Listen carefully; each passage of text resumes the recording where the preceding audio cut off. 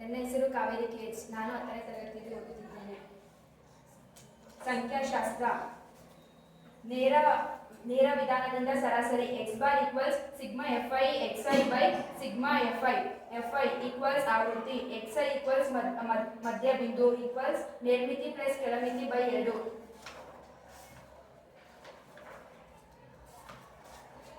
ಬಹುಲಕ equals n plus f1 minus f0 by 2 f1 minus f0 minus f2 into h.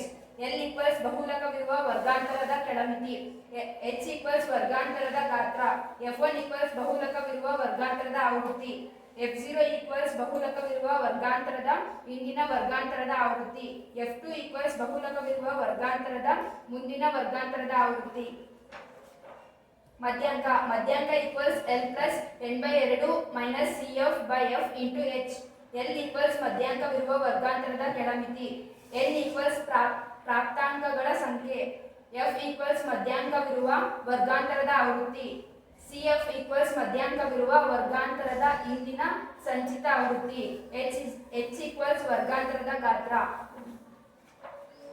ಕೇಂದ್ರೀಯ ಪ್ರವೃತ್ತಿಯ 3 ಅಳತೆಗಳ ನಡುವಿನ ಪ್ರಾಯೋಗಿಕ ಸಂಬಂಧ. 3 ಮಧ್ಯಾಂಕ ಈಕ್ವಲ್ಸ್ 1 ಬಹುಲಕ ಪ್ಲಸ್ 2 ಸರಾಸರಿ. ಧನ್ಯವಾದಗಳು.